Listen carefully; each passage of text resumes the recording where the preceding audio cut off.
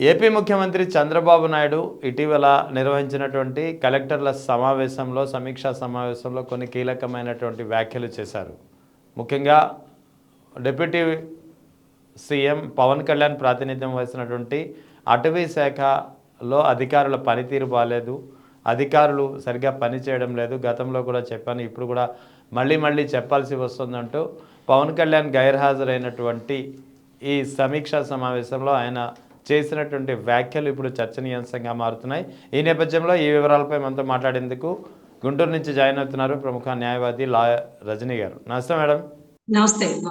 Madam, చూసే ఉంటారు, కలెక్టర్ల సమావేశం నిన్న మన 2 రోజులు వరుసగా జరిగింది చంద్రబాబు నాయుడు నేతృత్వంలో. ఈ సమావేశంలో అటవీ శాఖ అధికారుల పనితీరుపై ఆయన పెద్ద ఎత్తున ఆగ్రహం వ్యక్తం చేశారు. ముఖ్యంగా గతంలో కూడా చెప్పాను, బద్వేలు ఆలయాన్ని కూల్చేశారు, తర్వాత శ్రీశైలం శివభక్తులపై అవమానం జరిగింది, తర్వాత రోడ్ల విషయంలోనూ బోర్ల విషయంలోనూ మీరు ఇష్టం వచ్చినట్టు వ్యవహరిస్తున్నారంటూ చేసినటువంటి వ్యాఖ్యలు. ముఖ్యంగా పవన్ కళ్యాణ్ ఈ కార్యక్రమానికి, ఈ సమీక్ష సమావేశానికి గైర్హాజరయ్యారు.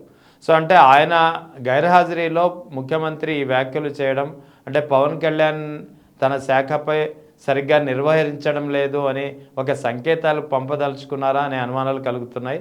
ఈ విషయంపై మీరేమంటారు? ఏదైతే మీరు అడిగిన ప్రశ్న ఏదైతే ఉందో, అటవీ శాఖలో పవన్ కళ్యాణ్ గారు గైర్హాజరైనా సరే గౌరవ చంద్రబాబు గారు మీటింగ్ కండక్ట్ చేయడం, కలెక్టర్లని చివాట్లు పెట్టడం, బహుశా అటవీ శాఖ మీద కొరడా జాడిస్తున్నటువంటి చంద్రబాబు గారు ఇండైరెక్ట్ గా టార్గెట్ పవన్ కళ్యాణ్ గారిని చేస్తున్నారా అని మీరు ప్రశ్నను సంధించినారు. నేనేం చెప్తున్నానంటే, అసెంబ్లీ సాక్షిగా ఏదైతే లేని వ్యక్తి చిరంజీవి గారి గురించి మాట్లాడడం ఎంత పెద్ద తప్పు అని మనం ఆ రోజు అసెంబ్లీలో భావించినాము. అంటే ఇండస్ట్రీకి పెద్ద దిక్కు అని ఆయన అనడం, బాలకృష్ణ గారు ఎవరెవరికి పెద్ద దిక్కు అంటూ ఆయన మాట్లాడడం. సో మనం ఏమన్నామంటే, అసలు సభలో లేని వ్యక్తి గురించి ఎందుకు మాట్లాడాలి అనేది ఒకటి. ఇక్కడ కూడా గైర్ హాజరయ్యారు అనే దానికంటే ఆయన హాజరవలేకపోతున్నాను అనే విషయం మనకు తెలిస్తే ఆయన హాజరైన రోజున పెట్టుకోవచ్చు కదా మీటింగ్. ఆయన ఎందుకు హాజరవలేకపోతున్నారు? ఏదైనా హెల్త్ ఇష్యూనా, లేకపోతే ఉస్తాద్ భగత్ సింగ్ గారి సినిమా రిలీజ్ మూమెంట్ ఏమన్నా ఉందా? అంటే ఎండలు ఎక్కువగా ఉన్నాయని ఒక దాంతో ఏదైతే జనసేనకి సంబంధించిన ఆవిర్భావ సభ కూడా జరగదు. ఆయన ఓడిపోయినప్పుడే చాలా హుందాగా సభ జరుగుతున్నప్పుడు మేము బైకులు వేసుకొని వెళ్తున్నప్పుడు చూసేవాళ్ళు అంటారు, ఒరే నాయన 2 చోట్ల ఓడిపోయినాడు, ఆయన కోసం మీరు పోతారా అని. ఓయబ్బా గెలుస్తాడు, చూడు ఏదో ఒక రోజు జెండా పాతాడు, జెండాపై కపిరాజు మా అన్న కొణిదెల పవన్ కళ్యాణ్ అంటూ ఆయన ఓడిపోయిన రోజును కూడా మేము ఆవిర్భావ సభలకి ఏది ఇప్పటం గానీ లేకపోతే ఇంకొక ఏరియాలో ఎక్కడ జరిగితే అక్కడ. సో ఇది ఎలా ఉంటుందంటే, గైర్ హాజరయ్యారు అనే దానికంటే హాజరు కాలేకపోతున్నారేమో. కనుక్కోకుండా మీరు ఎలా మీటింగ్ కండక్ట్ చేస్తారు? ఆయన గతంలో ఒక హోంశాఖలో తలదూర్చున్నారండి గురించి. అక్కడక్కడ హోంశాఖలో చాలా తప్పిదాలు జరుగుతున్నాయి. పోలీసులు పేద ప్రజల మీద కొరడా జాడిస్తున్నారు అంటూ ఆయన, ఏమా అనిదమ్మా హోంశాఖ నన్ను తీసుకోమంటావా? నేను తీసుకోలేక కాదు, నేను తీసుకుంటే ఎలా ఉంటుందో తెలుసా అంటూ కూడా ఆయన మాట్లాడాడు. అంటే ఆయనకి సంబంధం లేని శాఖలో ఆయన తలదూర్చినారు అని అందరూ అనుకున్నారు. కానీ ఒక డిప్యూటీ సీఎం స్థాయిలో ఉన్న వ్యక్తి ఏ శాఖల మీదైనా అజమాయిషీ చేయొచ్చు. ఆయన లేనిదే గెలుపు లేదు, ఆయన లేనిదే బయటకు వచ్చింది లేదు, ఆయన లేనిదే సెంట్రల్ స్టేట్ కలిసిందే లేదు. మరి అలాంటి వ్యక్తి ఒక శాఖ గురించి మాట్లాడితే ఎంత పెద్ద రాద్ధాంతం జరిగిందో మా అందరికీ గుర్తుందండి. So whatever it be, ఈ రోజు ఆయన లేనప్పుడు ఆయన శాఖలో మీరెందుకు తలదూర్చినారు? అటవీ శాఖ గురించి మీరు మాట్లాడుతున్నారా? పెద్దిరెడ్డి రామచంద్రారెడ్డి గారు ఎన్ని ఆస్తులు ఆక్రమించారు అంటూ, అసలు ఏం జరుగుతుంది అంటూ పవన్ కళ్యాణ్ గారు ఒక చార్టెడ్ ఫ్లైట్ వేసుకెళ్లి ఒక 100 ఎకరాలు, ఒక 70 ఎకరాల మధ్యలో ఉండే ఇంటిని ఒక ఫోటో తీసినారు. అంతేగాని ఆ ఇంటిని అక్రమంగా కట్టుకున్నారని గాని, లేకపోతే ఆ ఇంటి సర్వే నెంబర్ గురించి కానీ, ఆ ఇల్లు అటవీ శాఖ కింద వస్తుందా అని కానీ, ఆ భూమి ఎవరి కింద వచ్చిందని కానీ, ఇవన్నీ ఏం అడగల, జస్ట్ ఒక ఫోటో. ఆ ఫోటోకే కథలుగా రాసేసినాయి. దానికోసం మిథున్ రెడ్డి గారు బయటకు వచ్చి, ఇది మేము పలానా సంవత్సరంలో రిజిస్ట్రేషన్ చేసుకున్న భూమి, మాకు పలానా వాళ్ళు అమ్మారు అంటూ మాట్లాడడం జరిగింది.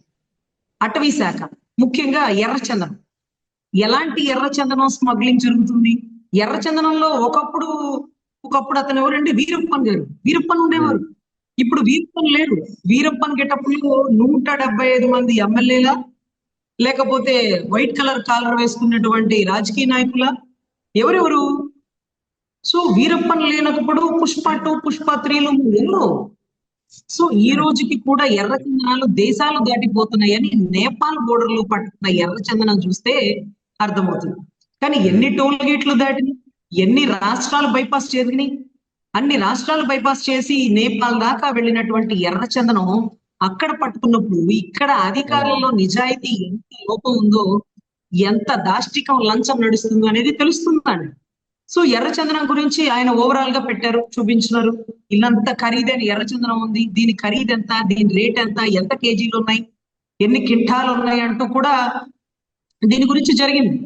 సో ఇక్కడ నేనేం చెప్తున్నానంటే ఎర్రచందనం గురించి కానీ, ఫారెస్ట్ గురించి కానీ, లేకపోతే అటవీ మధ్యలో పరిసర ప్రాంతాలు కానీ ఇవన్నీ ఆయన తనిఖీలు చేస్తున్నారు. కుంకి ఏనుగులను కూడా ఇక్కడ కర్ణాటక నుంచి తెప్పించినారు.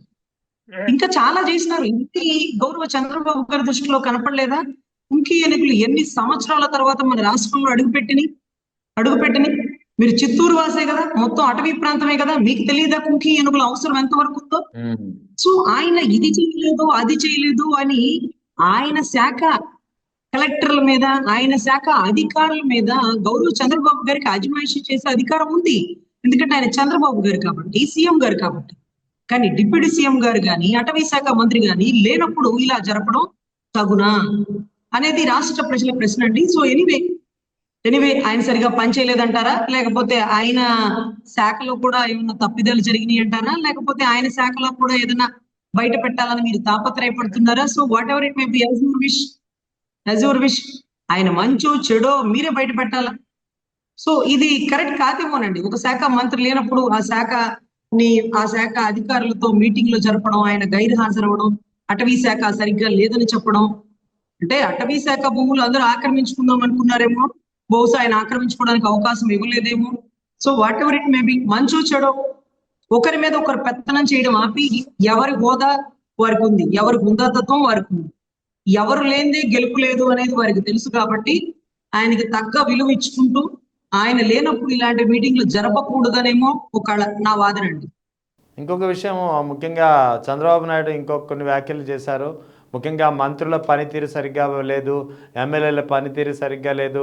గతంలో 48 మందికి వార్నింగ్ ఇస్తే 15 మంది దారిలోకి వచ్చారు, అధికారులు సరిగ్గా పనిచేయడం లేదు. ఇలాంటి వ్యాఖ్యలు ఈ మధ్యకాలంలో, అంటే నిన్న మొన్న కూడా మళ్ళీ చేశారు. అంటే ఈ వ్యాఖ్యల ద్వారా తానొక్కడే పనిచేస్తున్నాను, మిగిలిన వారు ఎవ్వరూ పనిచేయడం లేదు అని చెప్పదలుచుకున్నారా? అంటే మీరేం చెప్తారు?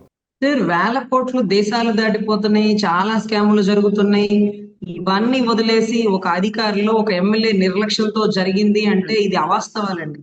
పెద్ద పెద్ద కంపెనీలు, షెల్ కంపెనీలు, లేకపోతే క్విడ్ ప్రోకోలు ఇవన్నీ జరుగుతూ ఉన్నాయి. ఇవన్నీ గౌరవ ముఖ్యమంత్రి వారికి లేకపోతే వారి తనయుడికి తెలియకుండా ఏమీ జరగదండి, ఏమీ జరగదు. సో ఇక్కడ ఎక్కడన్నా చూడండి సార్, అలా జరుగుతుంది ఇలా జరుగుతుంది అనగానే ఇది అప్రజాస్వామికం, ఇక్కడ అధికారుల లోపం అని మీరు చెప్పేస్తూ మీ తప్పు లేదు అంటూ మీరు మాట దాటేయడం అది తప్పు. సో ఏది జరిగినా ప్రభుత్వ అధికారుల మీద నిందలు వేసేయడమే గాని ఆ ప్రభుత్వ అధికారుల పనితీరులో లోపం ఉందంటే ఎమ్మెల్యేలు కొరడా జాడిస్తున్నారే గాని లేదు మా పెత్తనం ఏముంది, అంతా పెద్దయ్య గారికి కూడా సంబంధం లేకుండా చిన్నయ్య గారు అంటూ కూడా ఎమ్మెల్యేలు మాట్లాడడం జరుగుతుందండి. ఈ రోజు రోడ్డు లేదేంటమ్మా, ఒకసారి మీరు అసెంబ్లీలో అడగండి అంటే అసెంబ్లీలో మాకు మాట్లాడే ఛాన్స్ ఎక్కడ ఇస్తారు? వారి గురించే వారు మాట్లాడుకుంటారు. ఏదో అరాకొరా ఛాన్స్ వస్తే అది కూడా భజన బృందమే కానీ నియోజకవర్గ సమస్యలు చెప్పే అవకాశాన్ని మాకు కల్పించట్లేదు. సో ఇక్కడ అధికారుల మీద, కొంతమంది ఎమ్మెల్యేల మీద తప్పిదాల కంటే గౌరవ ముఖ్యమంత్రి గారి తనయుడు ఆధ్వర్యంలో నడుస్తుంది ప్రతి శాఖ. వారికి తెలియకుండా జరుగుతుందా? వారి తనయుడితో ప్రెస్ మీట్ పెట్టుకోమండి, వారి తనయుడితో మాట్లాడుకోమండి. అన్ని శాఖలు కంట్రోలింగ్ అనేది అక్కడ స్టార్ట్ అయిపోతుందండి. సో అన్ని శాఖలు అనేది అక్కడ తెలిసిపోతుందండి. ఏదైతే గౌరవ చిన్నయ్య గారు డైరెక్షన్ లో నిన్నటి రోజు మీకు తెలుసు, ఏదో గుంటూరులో ఎంత గొడవ జరిగింది, ఫ్లెక్సీలు కట్టినారు అంటే చంద్రబాబు గారు ఇలాంటివన్నీ ప్రోత్సహించారు. మరి ఎవరు ఫ్లెక్సీలు కట్టారు, ఎవరు ఫ్లెక్సీలు కట్టమని ప్రోత్సహించారు, ఎవరు కొట్టుకు చచ్చేలా చేసినారు, ఎవరు నిప్పు పెట్టమన్నారు అంటే గౌరవ విద్యాశాఖ మంత్రి గారిని అడగాలి మనం. ఎందుకంటే కాబోయే సీఎం అప్పట్లోనే డిప్యూటీ సీఎం చేయాలంటూ ఆ పిఠాపురం నుంచి వర్మ గారు, చాలా మంది పెద్ద వాళ్ళు అడగడం. సో ఏదైనా వారి ప్రావీణ్యతని ఎలక్షన్ లో ప్రూవ్ చేసుకోవాలి. ఇతనే సీఎం అభ్యర్థి, కూటమి సీఎం అభ్యర్థి గౌరవ లోకేష్. ఇప్పుడు ఎలక్షన్ చేయండి, ఇప్పుడు గెలవండి, ఇప్పుడు మీరే ముఖ్యమంత్రి కాండి. అంతేగాని తండ్రి ముఖ్యమంత్రి అవగానే తండ్రి స్థానంలో నేను వచ్చి కూర్చుంటాను, నేను కూడా ముఖ్యమంత్రి అవుతాను అంటే అలా ఎలా ఛాన్స్ ఇచ్చిస్తారు? టీడీపీ ముఖ్యమంత్రి అభ్యర్థి చంద్రబాబు గారు, ఏదైతే జనసేన ముఖ్యమంత్రి అభ్యర్థి పవన్ కళ్యాణ్ గారు, అలాగే బీజేపీకి వేరొకరు. సో ఇటువంటి పరిస్థితుల్లో ఈ రోజు షార్ట్ కట్ లో సీఎం అయిపోతున్నంటే యాక్సెప్టెడ్, ప్రజలు నాట్ యాక్సెప్టెడ్. గుర్తుపెట్టుకోండి, త్రూ ఎలక్షనే వెళ్ళాలి. సో ఇటువంటి పరిస్థితుల్లో సకల శాఖ మంత్రి అయినటువంటి గౌరవ విద్యాశాఖ మంత్రిని అడగాల్సినటువంటి ప్రశ్నలు అధికారులను, కలెక్టర్లను, కొంతమంది ఎమ్మెల్యేలను అడుగుతుంటే ఎమ్మెల్యేలు ఆయనకి చెప్పకుండా, ఆయన పర్మిషన్ లేకుండా ఒక పెన్ను పేపర్ మీద పడుతుందా అండి? ఒక ఇంకు సంతకం అవుతుందా అండి? ఒక నియోజకవర్గ సమస్య డెసిషన్ తీసుకుంటున్నారా అండి? ఆఖరికి హోంశాఖలో కూడా పూర్తిగా ఆయనే అన్న విషయం తెలుసు. నాకు తెలిసి ఒక పంచాయతీ శాఖ, అటవీ శాఖలో బహుశా ఆయన ఉండడేమో అని అనుకుంటున్నాను. కానీ ఎనీవే ఏం జరుగుతుందో మనం ఊహించలేం. కాబట్టి అన్నిట్లో నేను బాగున్నాను, మిగతా వాళ్ళు ఎవరు బాగలేదు, మంగళగిరి బాగా వెలిగిపోతుంది. అసలు నిన్న మొన్న జగన్ రెడ్డి గారు అన్నారు, ఏమయ్యా నువ్వు క్రికెట్ మ్యాచ్ చూడాలంటే లైవ్ లో చూడొచ్చు కదా ఇంట్లో కూర్చొని, దానికోసం ఆ దేశం వెళ్ళిపోతావా, ఆ రాష్ట్రాలు వెళ్ళిపోతావా అంటే అయినా సరే మళ్ళీ వెళ్ళి దగ్గరుండి చక్కగా గంతులేసి గెలుస్తూ, అంటే ఎగురుతూ గెలిపించినటువంటి పరిస్థితి. అంటే ఎవరికి ఇంట్రెస్ట్ లేదనుకుంటున్నారు ఏంటండి? అందరికీ ఇంట్రెస్ట్ క్రికెట్ మ్యాచ్ లైవ్ లో వెళ్ళి చూడాలని. ఒకానొక పదవిలో ఉన్నప్పుడు మనం ఆ పదవిలో ఉన్నామే, మనం ఇలాగ చిల్లర పనులు చేయకూడదు. ప్రజలు మనల్ని గమనిస్తారు. మనం ఎక్కడ కనపడాలి? ప్రజా సమస్యల్లో కనపడాలి. మనం ఎక్కడ కనపడాలి? గుడి ప్రారంభోత్సవాల్లో కనపడాలి. మనం ఎక్కడ కనపడాలి? హాస్పిటల్ ఓపెనింగ్ లోనో, లేకపోతే ఒక ప్రాజెక్ట్ ఓపెనింగ్ లో కనపడాలి. క్రికెట్ టోర్నమెంట్ మ్యాచ్లోనో, ఐపీఎల్ మ్యాచ్లోనో పైన కూర్చొని గంతులేస్తూ తప్పట్లు కొడుతూ ఇక్కడ కాదు కదా మనం కనపడాల్సింది. అందరికీ వెళ్ళలేక, మీతో ఉండే ఎమ్మెల్యేలు అందరికీ వెళ్ళాలని ఉంటది. అందరూ ఎందుకు వెళ్ళలేరంటే, అమ్మో మనల్ని గమనిస్తున్నారు రాష్ట్ర ప్రజలు, మనం అలాగా చేయకూడదు. మీకు తెలుసు కదా, రోజా గారు ఇంకొక రాష్ట్రం పోతే, ఇంకొక రాష్ట్రం గారు ఇంకొక దేశం పోతే అక్కడ కూడా ఫోటోలు పెట్టినారు. ఇంకొక దేశం పోతే కూడా ఫోటోలు పెట్టారు. ఆవిడ పర్సనల్ ట్రిప్ అది, అయినా సరే ఫోటోలు పెట్టారు. ఏది ఆవిడ ప్రభుత్వంలో లేనప్పుడు కూడా ఫోటోలు పెట్టారు. అంటే ఎట్లా ఉంటుందంటే, ఒక రాజకీయ నాయకులు 10 మంది గమనిస్తుంటారు. చాలా చాకచక్యంగా, చాలా ఔదార్యంతో, చాలా గొప్ప నాణ్యతా విలువలతో వాళ్ళు మెలగాలి. కానీ లోకేష్ గారు జగన్ గారు చెప్పాక కూడా మళ్ళీ టోర్నమెంట్కి వెళ్ళారు. మళ్ళీ ఆయన వెళ్ళిన చోటలో గెలుస్తుంది. ఇదేదో ఆయన పాదం మంచిదిలాగా ఉందండి. ఎనీవే ఆయన పాదం మంగళగిరిలో పెట్టాలి. మంగళగిరిలో డయేరియాతో చాలా మంది చనిపోయినారట, చాలా సమస్యలు ఉన్నాయి, చాలా కబ్జాలు జరుగుతున్నాయి, అక్రమ తప్పుడు కేసులు పోలీస్ స్టేషన్ లో బనాయిస్తున్నారని నేనే స్వయంగా మంగళగిరి స్టేషన్ బయట కూడా ప్రెస్ మీట్ ఇవ్వడం జరిగింది. కాబట్టి ఆ నియోజకవర్గ సమస్యలు వాళ్ళు 90,000 భారీ మెజారిటీతో ఇచ్చారు. 90,000 మెజారిటీ అంటే గుర్తొచ్చిందండి, ఏదైనా 5 దగ్గర నుంచి సాయంత్రం 2:30 వరకు పడిన ఓటింగే. సో రాత్రి 11:45 నుంచి 2:30 వరకు పడిన ఓటింగ్ లో గొప్పగా భారీ మెజారిటీతో గెలిచినటువంటి గౌరవ విద్యాశాఖ, ఐటీ శాఖ మంత్రివర్యులు ఆ నియోజకవర్గ సమస్యల్ని పండించుకోవాలని, మీ క్రికెట్ మ్యాచ్ ఇంట్రెస్ట్ ఉంటే దయచేసి లైవ్ లో చూడాలి, ఆన్లైన్ లో చూడాలి, టీవీల్లో చూడాలి. కానీ డైరెక్ట్ గా ఆ రాష్ట్రాలకి, ఆ దేశాలకి వెళ్ళిపోయి చూడడం బాగోదేమో. అది నా ఇష్టం, నా డబ్బులు అని మీరు చెప్పొచ్చు. కానీ మీ ప్రజల్లో ఉన్నారు, ప్రతిదీ అకౌంటబిలిటీ, రెస్పాన్సిబిలిటీ ఉంటుందండి. సో ఎనీవే అన్ని శాఖలకి ఒకరే incharge, one and only army. ఈ రోజు చంద్రబాబు గారి కంటే చాలా చాకచక్యంగా పరిపాలిస్తున్నటువంటి గౌరవ లోకేష్ గారు తను సీఎం పదవికి ఎలిజిబిలిటీ అంటూ గతంలోనే డిప్యూటీ సీఎం హోదాకి రావాలని పడుతున్న తపన, what ever it may B, ప్రజలకు ఏ సంకేతాన్ని ఇస్తున్నారు, ఇప్పుడు కాకపోతే ఇంకెప్పుడు అనే ఒక నినాదం వచ్చిందండి. ఈ నినాదం ఒక లోకేష్ గారికి కాదండి, గౌరవ జనసేన కార్యకర్తలు కూడా గుర్తుంచుకోవాలి. ఇప్పుడు కాకపోతే ఇంకెప్పుడు. ఎందుకంటే ఒకవేళ ఆయన సెంట్రల్ కి వెళ్ళిస్తే స్టేట్ లో 3 సంవత్సరాలు ముఖ్యమంత్రిగా ఉండడానికి ఎలిజిబిలిటీ అయిన వ్యక్తి గౌరవ పవన్ కళ్యాణ్ గారు. ఎందుకంటే 2014లో గెలుపుకు కారణం, తర్వాత ఆయన జైల్లో ఉన్నప్పుడు సంఘీభావం తెలుపుతూ గెలుపుకు కారణం, అప్పట్లో ఒక పదవి కూడా అడగలేదు. 2024 ఎన్నికలకు కూడా వాళ్ళు ఇచ్చిన టికెట్లే తీసుకున్నారు 21, దాంట్లో 11 వాళ్ళే, ఒక 10 11 మనవి అన్ని తనను తాను తగ్గించుకున్నట్టే ఈ హెచ్చింపబడతాను అని అన్న ఎప్పుడు హెచ్చింపబడతాడు? ఇదే కరెక్ట్ టైం అండి. ఇక 2029కి అందరూ ఒక తాటి మీద నిలబడేది తక్కువ, ఆయన్ని గెలిపించేది తక్కువ. గతంలో రాజశేఖర రెడ్డి గారు చనిపోయినప్పుడు అండి, బొత్స గారు కానీ, చిరంజీవి గారు కానీ, కన్నా లక్ష్మణ్ గారు కానీ, వీళ్ళు ముగ్గురులో ఎవరో ఒకళ్ళు ఎలిజిబుల్ అయ్యి ముఖ్యమంత్రి పదవి హోదాకి వచ్చుంటే కాపుల్లో ఒకడన్నా ఒక్కసారన్నా ముఖ్యమంత్రి అయ్యారు అనేటటువంటి ఒక ఒక గుడ్ విల్ ఉంటుందండి. ఎంత అంటే ఏ పార్టీ కష్టానికైనా వాళ్ళు కాబట్టి ఒకసారి ఛాన్స్ వచ్చి ఉండేది. చూడండి అప్పుడు బొత్స గారు అవ్వలేకపోయారు, ఇప్పుడు కూడా అవ్వలేదు ఇక. సో అదే మాదిరిగా పవన్ కళ్యాణ్ గారు కూడా ఇది మంచి ఆపర్చునిటీ. త్యాగాలకి పోకండి. అదే మాదిరిగా అవకాశాలు అవతలోడికి ఇవ్వకండి. మీరు కష్టపడ్డారు, మిమ్మల్ని నమ్ముకొని ప్రజారాజ్యం నుంచి ఎంతో మంది కష్టపడ్డారు. వాళ్ళందరి ఒకటే కళ, ఒకటే కోరిక, మిమ్మల్ని సీఎం హోదాలో చూడాలని. అది ఇప్పుడు అవకాశం. ఇప్పుడు కాకపోతే ఇంకెప్పుడు. ఇక 2029కి మేము చూస్తామన్న ఆశ లేదు, అందరూ ఒక తాటి మీదకి వస్తారన్న నమ్మకం లేదు. సో ఖచ్చితంగా ఇది మంచి ఆపర్చునిటీ సార్. పవన్ కళ్యాణ్ గారు, మీరు ఖచ్చితంగా సీఎం హోదాలో మిమ్మల్ని చూడాలన్నటువంటి జనసేన అభిమానులకి, కాపు కులస్తులందరికీ మీరు దీంట్లో త్యాగానికి పోకండి, అవకాశాలు అవతలోడికి ఇవ్వకండి. తనను తాను పొద్దుగూకులు తగ్గించుకోకండి. ఎప్పుడు హెచ్చింపబడతాం? పొద్దుగూకులు తగ్గించుకోబడితే ఇంక హెచ్చింపబడేది ఏమి ఉండదండి. ఇప్పుడు మీ అవసరం ఉంది, ఇప్పుడు కాకపోతే ఇంకెప్పుడు అంటూ ఒక నినాదాన్ని ఇస్తూ జనసైనికులు ముందుకొచ్చి కొణిదెల పవన్ కళ్యాణ్ అనే నేను అంటూ ఒక సీఎం హోదాలో చూడాలని, మా కళని, మా కోరికని తీర్చాలని కోరుకుంటున్నాను. ఇంకొక ప్రశ్న మేడం, ఇవాళ కేబినెట్ సమావేశం జరిగింది. ముఖ్యంగా deputy CM Pawan Kalyan, Nadendla Manohar, Vangalapudi Anitha, TG Bharath, Gottipati Ravikumar, NMD Farooq, మొత్తం 6 పవన్ కళ్యాణ్ సహా 6 మంత్రులు గైర్హాజరయ్యారు కేబినెట్ సమావేశానికి. నిన్న జరిగిన కలెక్టర్ల సమావేశానికి పవన్ కళ్యాణ్ గైర్హాజరయ్యారు.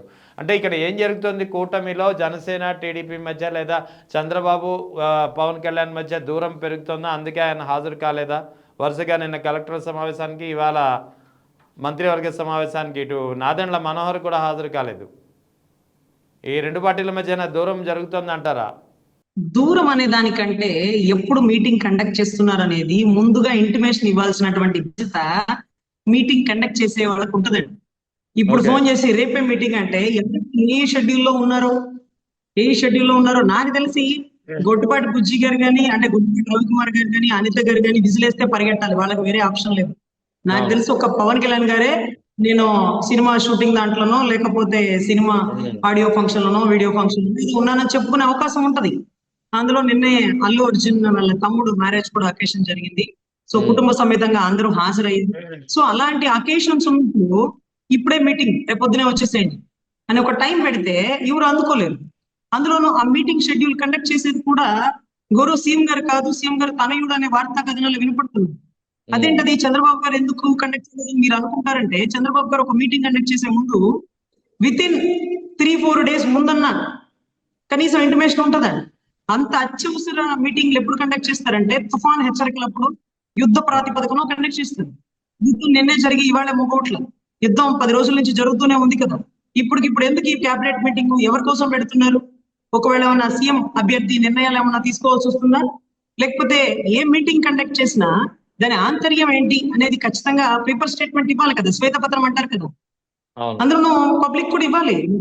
ప్రెస్ మీట్ పెట్టినప్పుడు ఇవాళ క్యాబినెట్ మీటింగ్ దేనికోసం? ఏ జీవోలు ఇంప్లిమెంట్ చేయడం కోసం, ఏ జీవోలు రద్దు చేయడం కోసం, ఏ ప్రాజెక్ట్ కి శాంక్షన్ కి సంతకాలు పెడుతున్నారు, ముఖ్యమంత్రి గారు ఏ నిర్ణయం తీసుకుంటున్నారు, ఉప ముఖ్యమంత్రి గారు ఏ అడుగు వేస్తున్నారు, ఇవన్నీ కూడా ఆ మీటింగ్ ఆంతర్యం ఒక సమాధానంగా పెట్టాలండి, చెప్పాలి.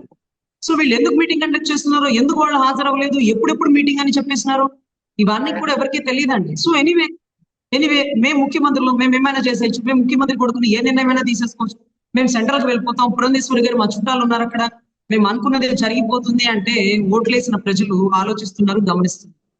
సో ఎనీవే ఇవాళ మీటింగ్ కి హాజరు కాని వాళ్ళ వ్యక్తిగత విషయాలు ఏవి చంద్రబాబు గారు పట్టించుకోరండి. అలా అసలు వాళ్ళు ఎప్పుడు గైర్ హాజరయ్యే అవకాశమే లేదు. ఇవాళ ఫోన్ చేస్తే ఎంత దూరంలో ఉన్నా ఫ్లైట్ చూసుకొని వచ్చేయాలి. ఫ్లైట్లు తిరగలేక, వాళ్ళు రాలేక, లేకపోతే అనారోగ్య సమస్యలా, లేకపోతే ఆంతరంగిక సమస్యలా, ఇక ప్రజలు ఎలా అయినా మాట్లాడేసుకుంటారు, పేపర్ ఎలా అయినా రాసిస్తారు. సో ఎవరికి అవకాశం ఇవ్వకూడదు అన్నప్పుడు విత్ ఇన్ ఇంటిమేషన్ ఉండాలా, 2 days ముందు ఉండాలా.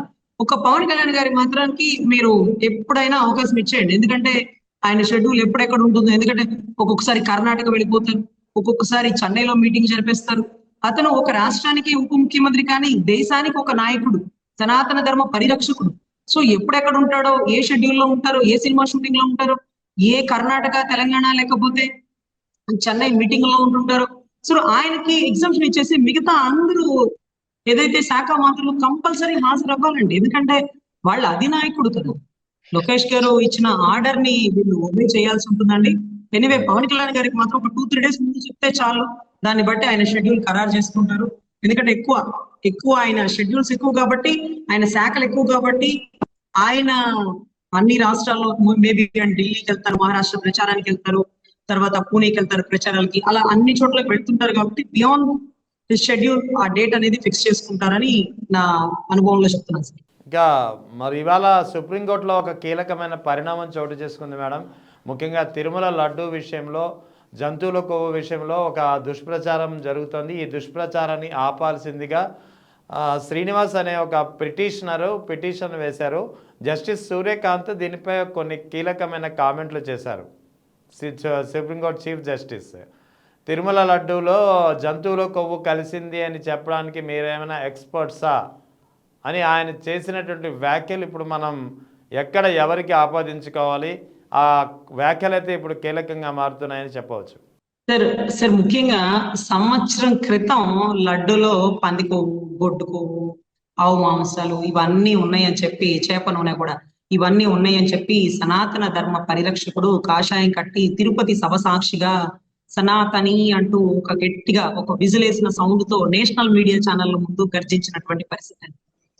అంటే మన రాష్ట్రంలో జరిగినటువంటి ఒక తప్పిదం జరిగిందో లేదో కూడా తెలియకుండా పక్క రాష్ట్రాలకే కాకుండా పక్క దేశాలకు కూడా ప్రచారం చేయడం అది ఎంతవరకు తగును?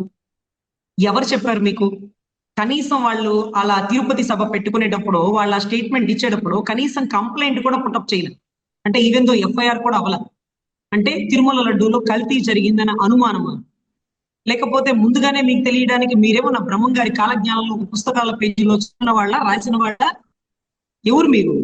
అసలు 4 ట్యాంకర్లలో నాణ్యత లోపించిందంటూ వెనక్కి పంపించి అదే 4 ట్యాంకర్లని మళ్ళీ 10-15 రోజుల గడువు లోపున కాళహస్తి దగ్గర పెట్టి మళ్ళీ అదే 4 ట్యాంకర్లని పైకి తీసుకొచ్చి వినియోగించారు. అవి బోలేబాబా ట్యాంకర్లు.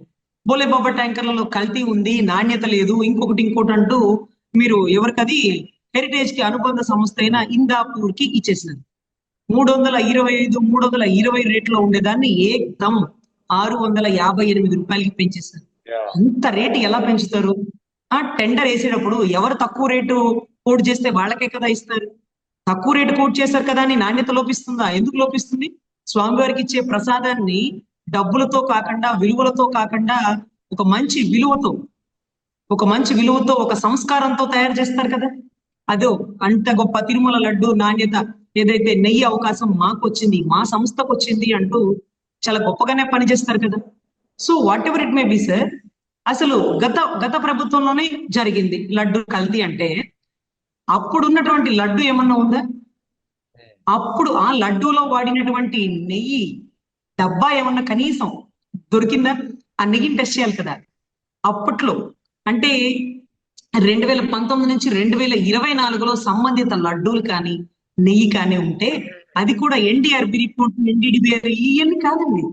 అది కోర్టుకి ఇస్తే కోర్టు జ్యుడిషియల్ ఎంక్వైరీ చేసి అక్కడ కొంత రిపోర్ట్స్ సేకరించి టెస్టింగ్ తర్వాత వచ్చిన దాన్ని కోర్టు ఎవిడెన్స్ గా కన్సిడర్ చేస్తుంది. మీరు మీ ఇష్టం వచ్చినట్టు ఇప్పుడు వచ్చిన 4 ట్యాంకర్లలో కల్తీ ఉందా లేదా అనేది మీరు టెస్ట్ చేయించి, ఇప్పుడు కల్తీ ఉంది కాబట్టి, అంటే ఈ 4 ట్యాంకర్లు కల్తీ జరిగింది కాబట్టి గతంలో జరిగి ఉండొచ్చు అని ఎజంప్షన్ ఇస్తే, this particular assumption is not consider that evidentiary. మీ ఎజంప్షన్, మీ ఊహాగానాలు ఎవిడెన్స్ గా కన్సిడర్ చేయరు. పోనీ ఎన్డీఆర్బి రిపోర్ట్ కన్సిడర్ చేస్తారా రజనీ గారు? చేయకూడదు. మీరు టెస్టులకు పంపించారు, కోర్టు పంపించలా. మీరు పంపించేదానికి కోర్టు కన్సిడర్ చేసి టెస్టులకి పంపించేదానికి తేడా ఉంటుంది. దాన్ని కూడా కోర్టు ఎవిడెంటరీగా కన్సిడర్ చేయదు, అది ఎక్కడ పేపర్ పబ్లిష్ కూడా చేయకూడదు అంటూ ఆ ఎన్డీడీబీఆర్బి రిపోర్ట్ ఏదైతే ఉందో ఎన్డీఆర్బి రిపోర్ట్ దాని కిందే ప్రచురించబడింది ఒక 4-5 లైన్లలో. దీన్ని పబ్లికేషన్ చేయకూడదు, దీన్ని కోర్టు ఎవిడెంటరీగా కన్సిడర్ చేయకూడదు. కేవలం మీరు చూసుకోవడానికి చూసుకోండి. మీరేమే మాలాగా అధికార ప్రతినిధులు, కార్యకర్తలు కాదు కదా. ఒక సీఎం, ఒక డిప్యూటీ సీఎం ఏం మాట్లాడాలి? ఆలోచించి మాట్లాడాలి. ఏం మాట్లాడాలి? ఆధారాలు ఉంటే మాట్లాడాలి. ఏం మాట్లాడాలి? ప్రజలు మనం చూసి ఎగతాళి చేసుకోనంత గొప్పగా మాట్లాడాలి. ప్రజలు నవ్వుకుంటున్నారు. ఏదో పేపర్లో చూసేసి పందికో కలిసిందంట అని మాట్లాడడం. పేపర్లో చూసేసి నేను ఇవాళ పేపర్లో చూస్తే ఆశ్చర్యం అవుతుంది, దీంట్లో హార్పిక్ అనే కెమికల్ కూడా వాడేసినారు అని మాట్లాడడం.